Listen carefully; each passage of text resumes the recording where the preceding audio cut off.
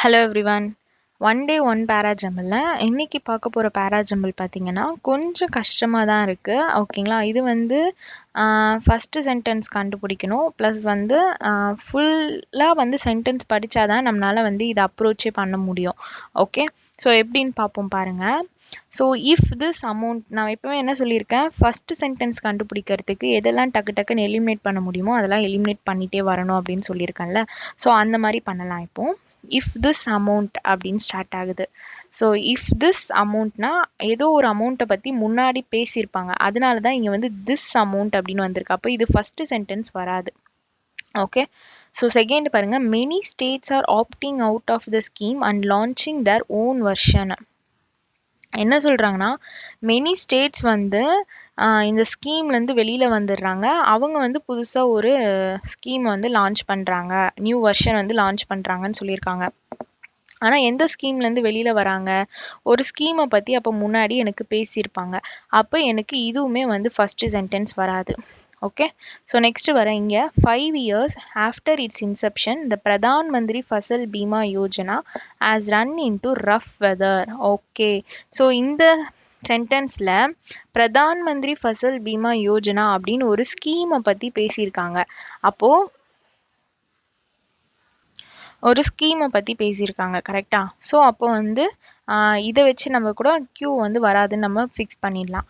Okay, so அப்போ எனக்கு ஆரில் என்ன சொல்கிறாங்க, 5 இன்செப்ஷன் நடந்து 5 years ஆஃப்டர் வந்து பிரதான் மந்திரி ஃபசல், இன்செப்ஷன்னா பிரதான் மந்திரி ஃபசல் பீமா யோஜனா ஸ்டார்ட் பண்ணி 5 வருஷம் கழிச்சு இது வந்து ரன் இன்டு ரஃப் வெதர் அப்படின்னு கொடுத்துருக்காங்க. இது வந்து ஒரு இடியம், இது வந்து ஒரு டிஃபிகல்ட் சுச்சுவேஷனை வந்து இப்போ போயிட்டுருக்கு அப்படின்னு சொல்லலாம். அப்படி இல்லைனா ப்ராப்ளம்ஸை வந்து இப்போ ஃபேஸ் பண்ணிகிட்ருக்கு அப்படின்னு சொல்லலாம் இந்த இடியம்கான மீனிங். ஓகேங்களா, ரன் இன்டு ரஃப் வெதர்.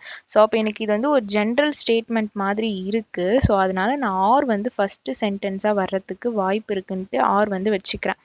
ஓகேங்களா, மற்ற சென்டென்ஸ் 2 படித்தாதான் ஆரா இல்லை எதுன்ட்டு நம்மளால் ஃபிக்ஸ் பண்ண முடியும். ஆனால் எனக்கு ஆரில் இந்த பிரதான் மந்திரி ஃபசல் பீமா யோஜனா ஸ்டார்ட் பண்ணி 5 வருஷம் கழிச்சு ரன் இன்டு ரஃப் வெதர் அப்படின்னு கொடுத்துருக்காங்க. அப்படின்னா டிஃபிகல்ட் சுச்சுவேஷன் வந்து இப்போ ஃபேஸ் பண்ணிகிட்ருக்கு, ப்ராப்ளம்ஸ் ஃபேஸ் பண்ணிகிட்ருக்கு அப்படின்றதான் இந்த இடியம்கான மீனிங். ஓகே, ஸோ எனக்கு இது வந்து ஒரு ஜென்ரல் ஸ்டேட்மெண்ட்டாக இருக்கா மாதிரி இருக்குது, அதனால் நான் இதை ஃபிக்ஸ் பண்ணுறேன். நெக்ஸ்ட் பாருங்க, they are unable to deal. So they ஆர்னா அங்கே யாரையோ பற்றி முன்னாடி பேசியிருப்பாங்க, அவங்களோட ப்ரொனவுன் தான் இங்கே டே அப்படின்னு வருது. ஸோ அப்போ எனக்கு இதுவுமே ஃபஸ்ட்டு சென்டென்ஸ் வராது. ஓகேங்களா, ஸோ இப்போ டீ படிக்கிறேன். Farmers are dissatisfied with both the level of compensation and delays in settlement, and insurance companies have shown no interest in bidding for clusters that are prone to coppless.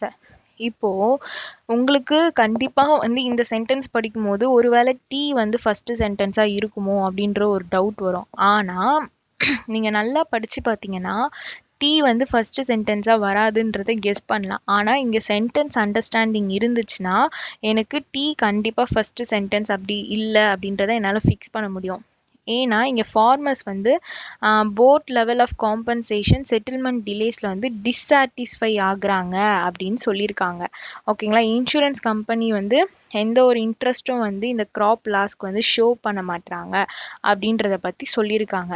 ஓகேங்களா, so இது ஏன் வராது அப்படின்னா first வந்து இது எந்த scheme பற்றி பேசியிருக்காங்க அப்படின்றத சொல்லிட்டு தான் அந்த ஸ்கீம்னால இவங்களுக்கு காம்பன்சேஷனும் ப்ளஸ் செட்டில்மெண்ட்டும் வந்து டிலே ஆகுது அப்படின்றத வந்து இங்கே சொல்லியிருக்காங்க.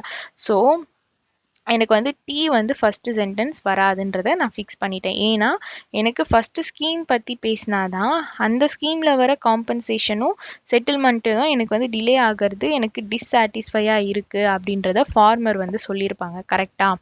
ஸோ அதுதான். அப்போது நான் இதை வச்சு நம்ம என்ன பண்ணிடலாம், எனக்கு ஆர் தான் வந்து ஃபஸ்ட்டு சென்டென்ஸ் அப்படின்றத நம்ம ஃபிக்ஸ் பண்ணிடலாம்.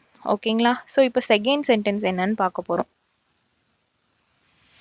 இப்போது செகண்ட் சென்டென்ஸ் நம்ம எப்படி நான் இப்போ சொல்லலான்னு பார்த்தீங்கன்னா, இங்கே பிரதான் மந்திரி ஃபசல் பீமா யோஜனா வந்து ரஃப் வெதரில் போயிட்டுருக்குன்னு சொல்லியிருக்காங்க.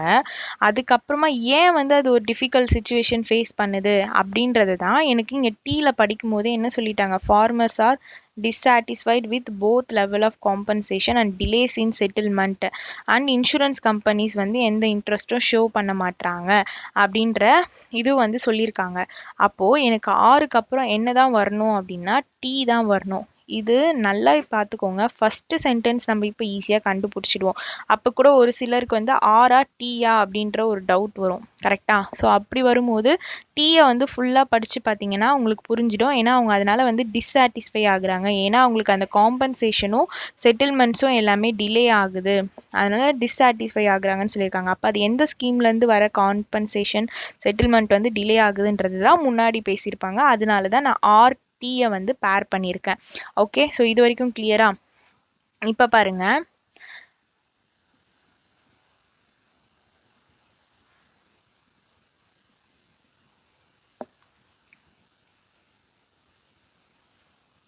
ஓகேங்களா? ஸோ இப்போ ஆர்டி வந்து எப்படி பேர் ஆச்சுன்னு பார்த்துட்டோமா? இப்போ நெக்ஸ்ட் வந்து பேலன்ஸ் என்ன இருக்கு? கியூஎஸ்பி.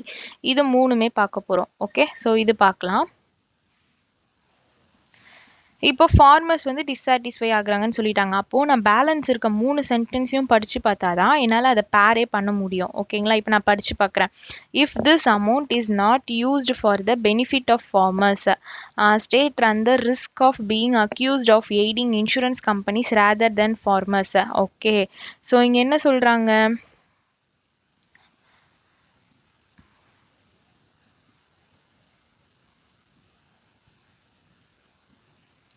இதில் என்ன சொல்கிறாங்க?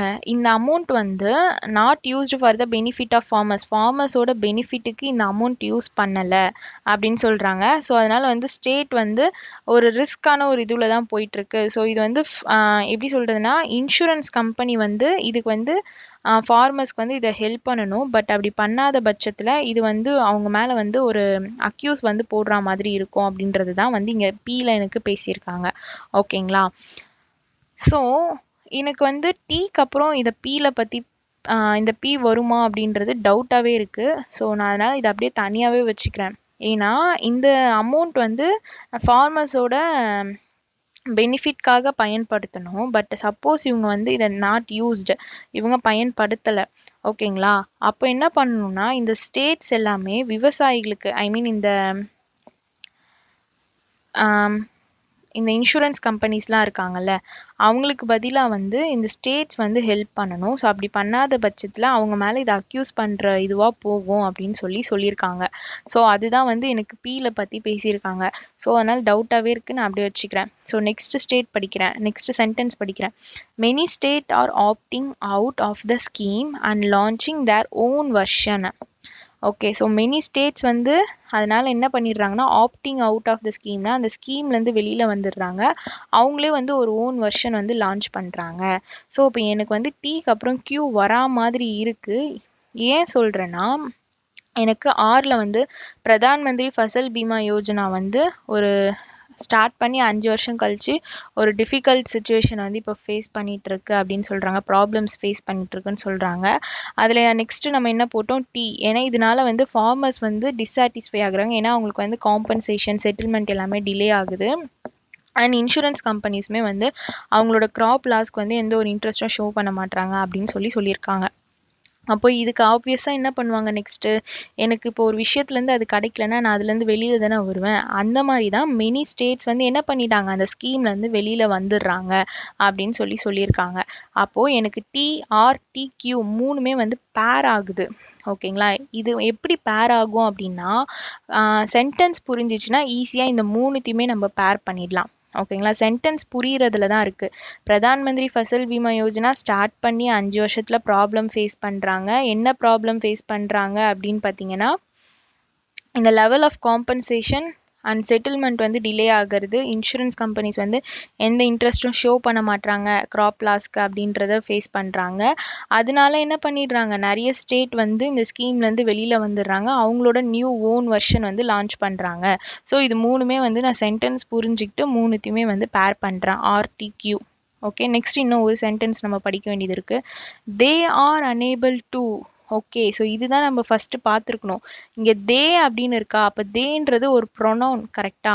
ஸோ அப்போ வந்து ஆப்வியஸாக என்ன பண்ணியிருப்பாங்கன்னா முன்னாடி வந்து ஏதோ பற்றி பேசியிருப்பாங்க. அதுதான் வந்து இங்கே வந்திருக்கும். கரெக்டா? ஸோ இந்த தே இருக்குல்ல, ஸோ தே யாரை ரெஃபர் பண்ணுதுன்னா இந்த ஸ்டேட்ஸ் தான். ஸோ ஸ்டேட்ஸ் தானே வெளியில் வந்துடுறாங்க. ஸோ ஸ்டேட்ஸ் வெளியில் வந்துடுறாங்க. இவங்க தான் இப்போ they are unable to deal with a situation. So நம்ம இப்படியுமே வந்து டைரெக்டாக நம்ம ஃபஸ்ட்டே பேர் பண்ணியிருக்கலாம்.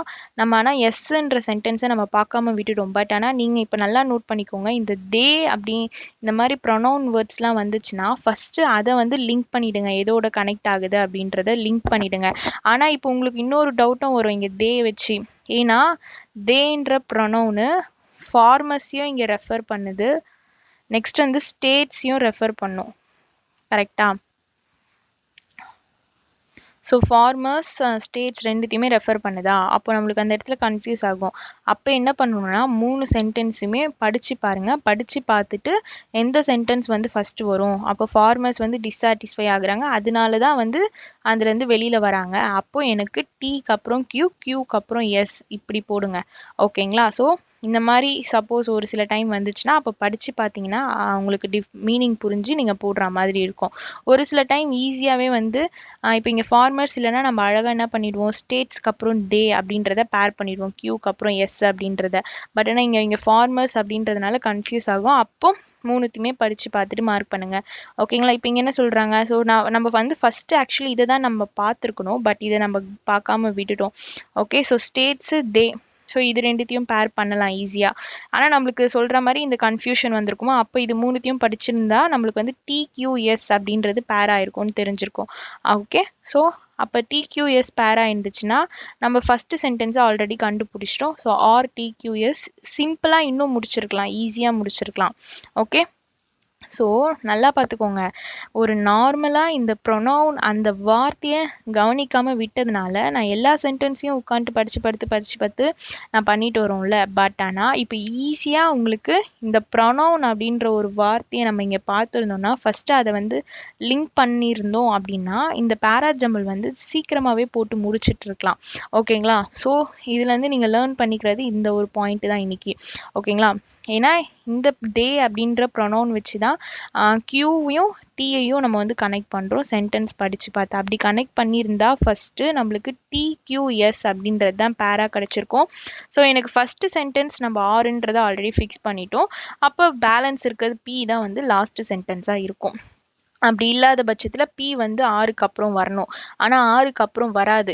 ஏன்னா பிரதான் மந்திரி ஃபசல் பீமா யோஜனா பற்றி பேசிட்டு உடனே அமௌண்ட் வந்து ஃபார்மருக்கு பெனிஃபிட் ஆகலை அப்படின்றத பற்றி டக்குன்னு பேச மாட்டாங்க. ஒரு ஸ்டெப்பாக தான் பேசுவாங்க. கரெக்டாக? ஸோ அப்படின்ற பார்க்கும்போது பி இஃப் இன் கண்டிஷன் கேஸில் தான் சொல்லியிருக்காங்க. இஃப் அப்படின்னு கண்டிஷன் கேஸில் சொல்லியிருக்காங்க. ஸோ அது வந்து லாஸ்ட்டாக தான் வரும் கண்டிஷன் கேஸ் எப்போவுமே. ஓகேங்களா? ஸோ அதனால QRTQSP இதுதான் ஃபைனல் ஆன்சர். ஓகே, ஸோ இது ஈஸியான பேராஜம்பிள் தான். பட் ஆனால் சென்டென்ஸும் புரியணும். பட் ஆனால் இந்த பேராஜம்பிள் யார் வந்து ஈஸியாக போட்டிருப்பாங்கன்னா இந்த தே அப்படின்ற ஒரு ப்ரொனவுனை வச்சு தான் போட்டிருக்கணும்.